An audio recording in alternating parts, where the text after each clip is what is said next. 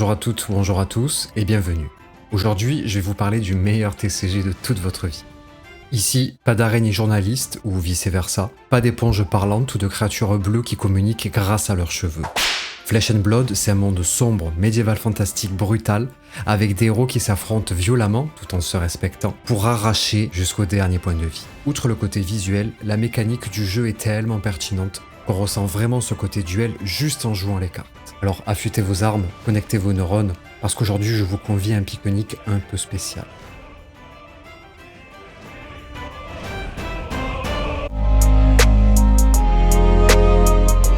Flesh and Blood, c'est un TCG, ou un jeu de cartes à jouer et à collectionner selon l'expression consacrée.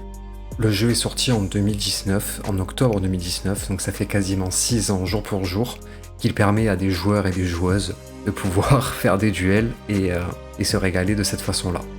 On voit que le rythme des sorties est plutôt soutenu, mais c'est pas non plus effréné. Typiquement là en 2025, il y a une sortie en janvier et une autre en juin. Bon, là il y en a une en septembre, donc ça en fait 3, mais ce qui laisse dans tous les cas plusieurs mois pour pouvoir savourer la sortie de l'extension, mais on n'est pas à une sortie tous les 2 mois.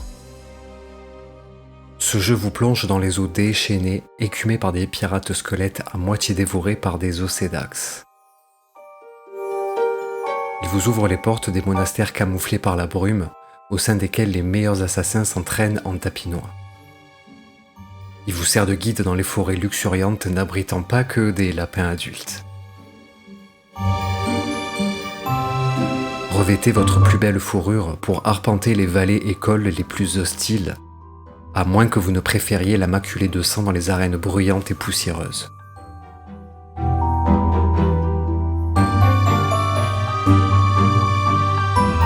l'aurez compris, c'est un univers sombre et organique, comme le nom du jeu le laisse supposer en fait. Nul doute que votre œil aiguisé a remarqué la présence de pièces d'équipement, de stuff, parmi les cartes présentées. Fans de WoW, de RP ou même de hack and slash, sachez que dans Flesh and Blood vous avez des pièces d'équipement qui ont aussi des effets et qui peuvent être utilisés en jeu. Avant de vous lancer dans la bataille, il faut choisir votre héros. Ici ce sont les 4 qui sont bientôt disponibles, mais en attendant vous avez déjà des nécromanciens, des guerriers, des ninjas, des illusionnistes, des brutes, donc il y a vraiment de quoi faire en termes de design ou d'univers ou de gameplay, parce qu'il y en a plus d'une trentaine disponibles, donc vous avez amplement le choix et je suis sûr que vous trouverez celui ou celle qui vous convient le mieux.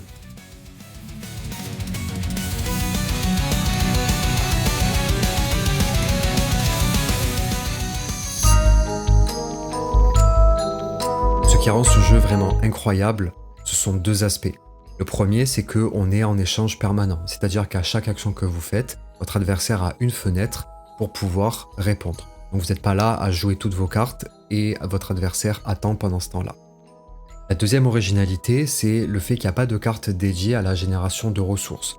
Chaque carte peut être jouée pour attaquer, pour défendre ou pour justement générer une ressource. Je vais vous présenter quelques exemples de comment on utilise un point d'action, comment on défend, etc. Vraiment de manière très simple pour que vous puissiez avoir une meilleure idée de tout ce que je viens de vous raconter.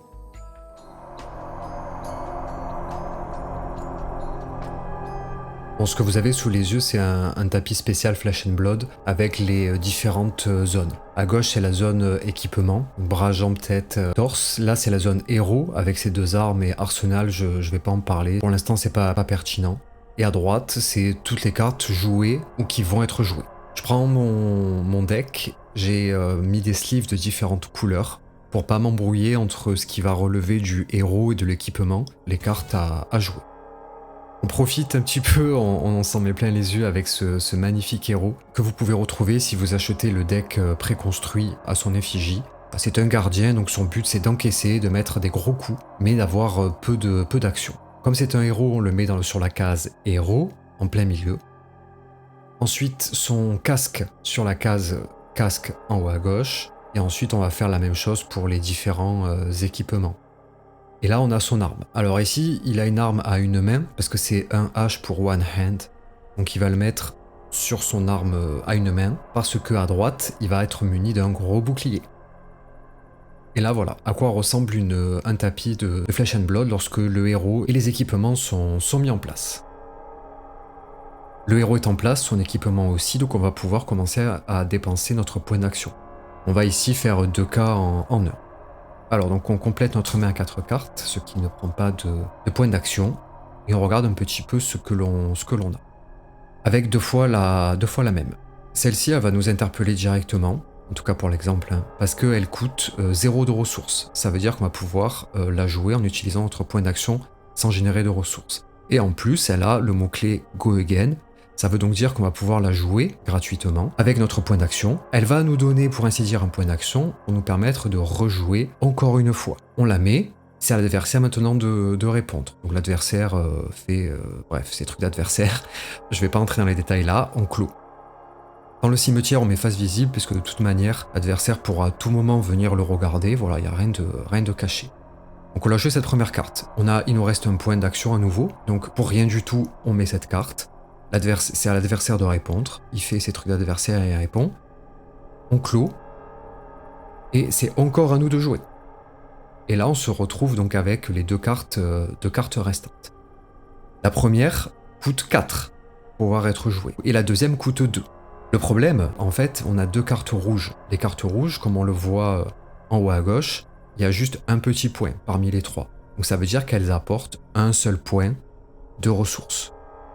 Donc là, on peut pas jouer ces cartes. On est arrivé au point où on a été un petit peu trop gourmand, on a vu 0 Go Again, donc on a joué, à part que le deck, et en particulier le héros, ne permet pas ça. Donc on va rollback, on va revenir en arrière, et on va dire qu'on a joué qu'une seule fois la carte à 0 Go Again.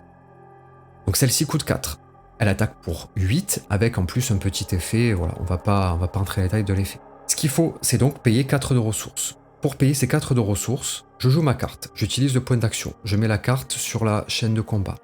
Ici j'ai une carte bleue, donc on voit qu'ici en haut à gauche les 3 points sont remplis, donc ça apporte 3 de ressources, une rouge, 1 point de ressources. Je mets ces deux cartes dans la zone de pitch pour pouvoir générer mes 4 de ressources. Ce qui me permet donc de pouvoir attaquer l'adversaire avec un gros coup dans sa... Et voilà, vous avez joué votre première carte. Maintenant ce qu'on va faire, c'est qu'on va se mettre dans la peau de la personne qui défend. Je vous ai dit tout à l'heure, l'adversaire fait ses trucs d'adversaire. Bon, il y aurait plein de choses à voir en détail, mais en gros, on va faire une défense toute basique. Ici, vous avez vu que les cartes de pitch, elles reviennent sous le paquet. Ça veut donc dire que à la fin de la partie, en tout cas si la partie dure longtemps, vous allez retrouver ces cartes dans le sens inverse dans lequel vous les avez mis. Il y a toute une technique aussi pour savoir dans quel ordre on les met, etc. Mais ça aussi, ça fait partie encore de la richesse du jeu. Donc, j'ai l'adversaire qui m'envoie dans la figure un 8. Donc je pioche, on va faire semblant que j'ai 4 cartes en main. Donc je repioche pour avoir mes 4 cartes en main. Cette fois-ci, je suis dans la position de défense. On va faire une défense basique. Je regarde en bas à droite le logo avec un chiffre et un espèce de bouclier gris barré. Là, je le vois pas sur cette carte-là. Donc ça veut dire que je pourrais pas faire une défense avec, sauf si y a, dans sa zone de texte, il y a un effet prévient des dommages, etc. Bon. Donc je vois que j'ai ces 3 autres cartes qui défendent chacune à 3. Je me dis, ok, ça fait 8, j'ai 3 x 3 à 9. Donc je mets ces cartes, et en fait, je prends aucun dégât. C'est effectivement le cas. Je prends aucun dégât, on clôt l'action, terminé. Cependant, quand c'est à moi de jouer maintenant à attaquer, ben en fait, j'ai que ça. C'est-à-dire que j'ai tout utilisé pour défendre, donc il me reste littéralement que ça pour jouer à mon tour. Il y a des héros qui, avec 2 cartes ou 3 cartes, peuvent absolument nous démolir. Mais lui, s'il n'a pas la ressource pour jouer ses cartes chères, parce que vous avez vu, hein, 4 points de ressources, ça veut dire que ça fait au moins 2 cartes. Avec minimum 2 cartes à chaque fois, ben on n'a pas... Là, ici, on a un petit peu trop défendu. Alors, quand je dis trop, ça veut dire qu'il y a des tours où l'adversaire s'énerve un petit peu à tous ces combos, les planètes s'alignent, et il nous met, ou elle nous met, beaucoup de points de dégâts. À ce moment-là, on peut choisir de bloquer pour limiter la casse. Au contraire, il va y avoir des moments où c'est nous qui avons justement tous ces combos-là en main, et on va vouloir garder les cartes pour pouvoir, à notre tour, déclencher tous ces combos-là. Donc en fait, cette gestion de la défense et du jeu pendant le tour adverse, autrement dit quand on est en position de défense, fait vraiment partie de l'ADN du jeu et le rend fascinant du point de vue stratégie et anticipation.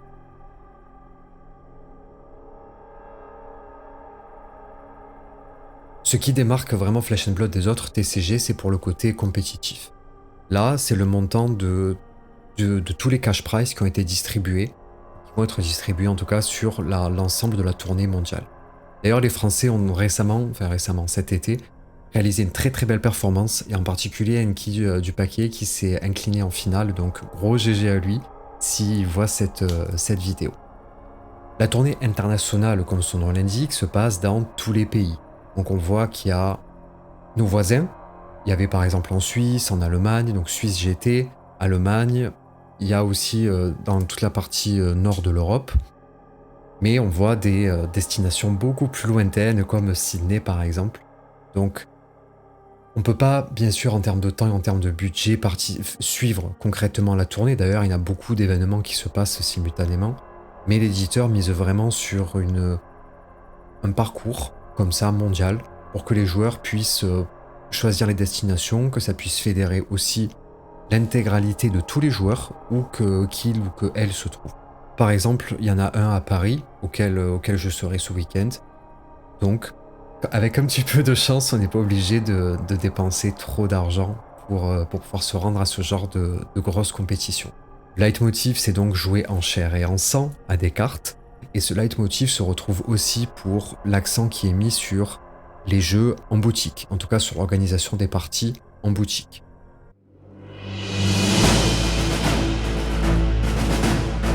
Alors, comment on fait pour commencer à Flesh and Blood?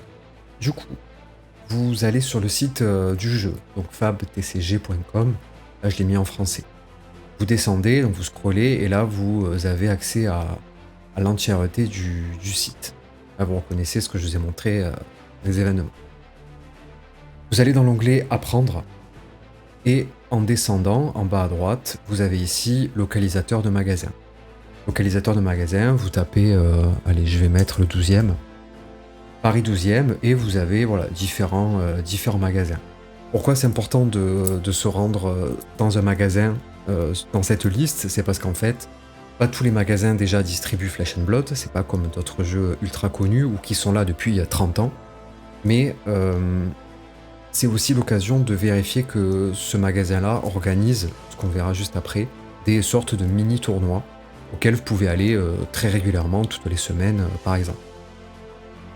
Donc, vous vérifiez qu'il y a votre magasin. Donc là, par exemple, je clique sur le play-in. Hop, vous avez l'adresse, les événements à venir. Donc là, il y a le pré-release, bien évidemment, voilà, avec les dates. Et ensuite, pourquoi je vous dis ça? C'est parce que soit vous appelez le magasin pour vérifier que ils ont bien quelque chose que l'éditeur met à disposition. C'est un deck gratuit. Il y a un deck gratuit d'Ira, donc le personnage Ira. Depuis le nouveau lancement du Mastery Pack, alors je sais qu'il était dans la liste, j'en ai pas parlé parce que c'est spécifique à une classe, donc c'est pas stricto sensu une extension. Depuis le Mastery Pack, il propose également un deck donc de Bravo, personnage Bravo, gratuit. Alors quand je dis gratuit, c'est que donc vous allez en magasin, vous le récupérez, ou alors vous cliquez dessus et vous pouvez l'imprimer. Ça c'est la première chose. Vous pouvez l'imprimer. Si vous n'avez pas d'imprimante chez vous, je vais vous mettre le site à côté. Il y a un site qui permet de générer des proxys qui s'appelle Fab Eco Proxy. Et ces proxys là sont juste le texte. Alors c'est pas génial parce que c'est quand même dommage. Mais si vous n'avez pas d'imprimante à disposition, il n'y a vraiment aucun prétexte pour ne pas pouvoir l'imprimer juste avec une imprimante, même une noir et blanc, ça peut passer parce qu'il y a des codes couleurs, mais aussi des chiffres là. Donc le deck de Ira, totalement disponible. Là, vous avez vu, il y avait la photo dedans. Et vous avez aussi donc le deck de Bravo, l'autre personnage. Vous pouvez choisir, alors en français par exemple, et même Limonade, vous pouvez le trouver en version proxy, donc vous l'avez là. C'est sûr que ce ne sont pas des decks compétitifs, bien évidemment, complets. Ah tiens, ça là aussi, elle était... des decks compétitifs, des decks complets, mais ça vous permet quand même de vous lancer, de voir un petit peu comment le jeu tourne. Pour commencer à regarder un petit peu les cartes, alors Je vous les ai présentés très rapidement aussi. Il y a déjà des chaînes, des super chaînes qui ont fait des vidéos de règles. L'éditeur aussi en a réalisé en anglais. Moi, ça va arriver dans pas très longtemps aussi. Mais voilà, il y a une petite vidéo qui vous présente un peu les cartes, comment les lire, etc. La deuxième façon de se lancer, c'est grâce à un simulateur sur ordinateur qui est totalement gratuit. Donc vous allez sur le site feltable.com, je vous mettrai le lien bien sûr. Vous allez dans la rubrique Flesh and Blood et ensuite vous choisissez votre mode de jeu. Donc vous mettez Quick Match et là vous voyez que vous avez plein de decks préconstruits et notamment, je le regarde ici tout en bas, le deck de Ira préconstruit. Pourquoi je vous dis ça? Vous allez en boutique, vous prenez le deck, vous discutez justement avec les personnes qui sont là, vous faites des rencontres, on vous initie un petit peu. Et quand vous rentrez à la maison, vous jouez avec ce deck-là contre l'ordinateur pour voir un petit peu comment est-ce que les différentes triggers, comment est-ce que les déclencheurs se passent. Ça vous permet de vous dire, voilà, j'ai ma main, là il y a ça qui se déclenche, si je joue ça, il y a ça. Ça permet aussi d'apprendre l'ordre du tour. C'est vraiment parfait pour commencer à vraiment s'approprier les règles à son tempo, pour pouvoir ensuite jouer, alors idéalement en chair et en os et en sang, mais sur un autre simulateur que celui-ci contre des gens réels. C'est vrai que quand on débute, je dis ça pour moi aussi, prendre un deck qu'on maîtrise pas trop et aller jouer contre des vraies personnes, ben en fait on va passer du temps à lire les cartes, à regarder, etc. Donc voilà. Ce troisième lien, je le présente pas pour l'instant, puisque rien que pour s'approprier l'interface, où cliquer, etc., c'est déjà un petit peu le niveau au-dessus. Mais vous, avec juste ce deck-là et ce simulateur-là contre l'ordinateur, ça vous permet déjà de voir un petit peu comment ça tourne. Et puis j'espère que ça sera l'occasion pour vous d'aller vers Talichar la suite, mais aussi de venir aux armoiries de votre boutique locale.